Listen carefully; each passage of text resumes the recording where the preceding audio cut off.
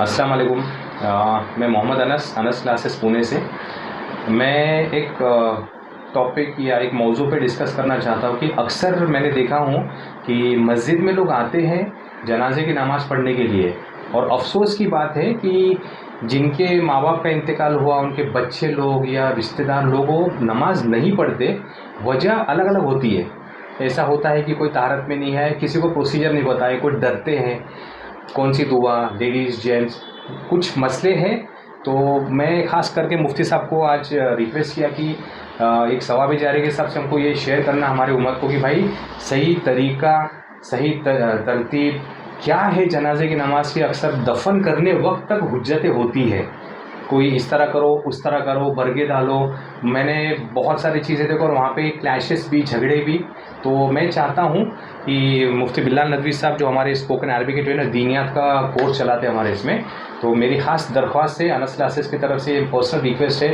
اور ہم یہ چیز عام کرنا چاہتے ہیں کہ ہمارے لوگ بیسک سے ہٹ گئے مین اسٹریم سے اور الگ الگ چیزیں کر رہے ہیں، بدعت ہو، شرک ہو. تو میری کوشش ہے کہ صحیح طریقہ مفتی صاحب سے ان کے زبان سے سنیں اور وہی لوگ اس پہ عمل کریں تو ان کا کام بھی آسان ہو جائے. اور اتنا مشکل نہیں ہے اصل میں. Islam is very simple if you follow the Quran, the best book or the best manual for Muslims and the whole world in the whole universe. لیکن ہم اس سے ہٹ کے کچھ اور چیز پڑھ رہے ہیں. تو میں ایک ایک موضوع ہر ہفتے مفتی صاحب کے ساتھ میں شیئر کرنا چاہوں گا. تو میں مفتی بلال ندوی صاحب سے ریکویسٹ کرتا ہوں کہ تھوڑا سا ہمارے اپنے لوگوں کو آپ جنازے کی ترتیب، طریقہ، نماز کا طریقہ، دفنانے کا طریقہ تھوڑا ایک نٹشل میں بتا دیں گے تو ایک خوشی مجھ کو ہوگی کہ بھائی ہم نے یہ بات لوگوں تک پہنچائے. السلام علیکم ورحمۃ اللہ وبرکاتہ. نماز جنازہ ایک طرح کی دعا ہے جو ہمارے محبوب یا ہمارے اقارب یا کسی کا بھی انتقال ہو جاتا ہے تو نماز جنازہ ایک فرض کفایہ ہے.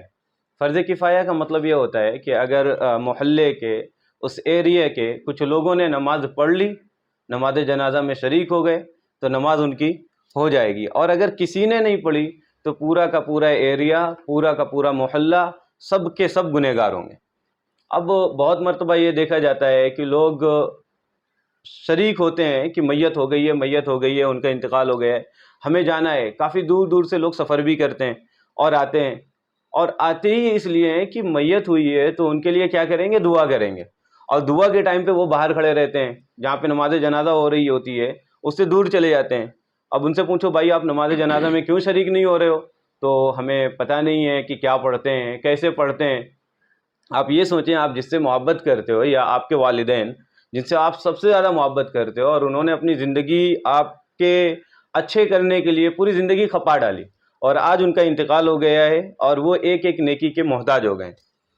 ان کی نماز جنازہ میں بھی آپ کھڑے نہیں ہو پا رہے ہو تو آپ کیسے اولاد ہو؟ آپ کیسے بیٹے ہو؟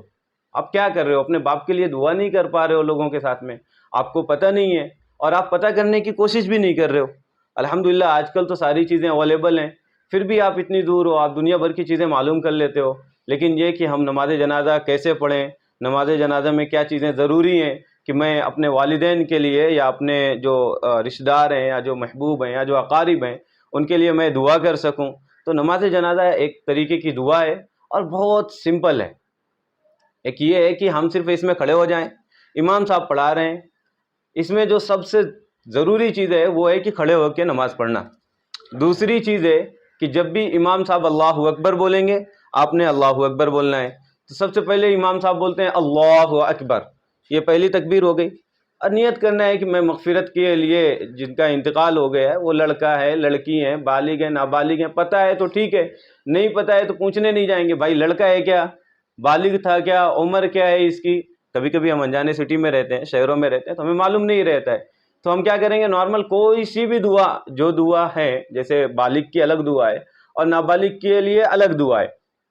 تو جو بھی دعا ہم کو یاد ہے، اور اگر ہم باہر کے کسی شہر میں ہمیں پتہ نہیں ہے کہ انتقال ہونے والے کون ہیں تو ہم نے کون سی بھی دعا پڑھ لیں گے تو ہماری نماز ہو جائے گی. اور تکبیر بولنا ضروری ہے، کھڑے ہو کے نماز پڑھنا ضروری ہے. تو سب سے پہلے امام صاحب بولیں گے اللہ اکبر، آپ نے بھی اللہ اکبر بول کے نیت باندھ لینی ہے. پھر پڑھنا ہے سبحانک اللہم و بحمدک، ثنا پڑھنا ہے. پھر اس کے بعد امام صاحب بولیں گے اللہ اکبر، تو آپ نے ہاتھوں کو نہیں اٹھانا ہے، نہ امام صاحب اٹھائیں گے. لیکن تکبیر بولنا کیا ہے ضروری ہے, فرض ہے. تکبیر بولنا فرض ہے, اللہ اکبر بولنا ہے ہم نے, پھر ہم نے درود شریف پڑھنا ہے, اللہم صلی علی محمد وعلی آل محمد, پھر اس کے بعد اللہم بارک علی محمد جو ہم نماز میں پڑھتے ہیں. پھر اس کے بعد امام صاحب بولیں گے اللہ اکبر, آپ نے بھی اللہ اکبر بولنا ہے, اور پھر دعا پڑھنی ہے. جیسے بالغ اور نابالغ کے لیے الگ الگ دعائیں انشاءاللہ وہ میں ڈسکرپشن میں لکھ دوں گا, اور اگر بالغ ہیں وہ چاہے لڑکا ہو چاہے لڑکی, اس کے لیے دعا ہے اللہم اغفر لحینا و میتنا آخری تک, وہ بھی انشاءاللہ میں ڈسکرپشن میں لکھ دوں گا. بالغ کی دعا, نابالغ کی دعا, لڑکے کی دعا اور لڑکی کی دعا, تو اس کو پڑھ لینا ہے. دعا کے بعد میں امام صاحب بولتے ہیں اللہ اکبر, آپ نے بھی اللہ اکبر بولنا ہے. تو کل ملا کے جو ضروری چیزیں ہیں اس میں وہ یہ ہیں کہ آپ نے کھڑے ہو کے نماز پڑھنا ہے, اور دوسرا کہ اللہ اکبر بولنا ہے. اور جب دعا ہو جائے گی تو پھر ایک مرتبہ تکبیر بولیں گے اللہ اکبر, اور امام صاحب کہیں گے السلام علیکم ورحمۃ اللہ, السلام علیکم ورحمۃ اللہ.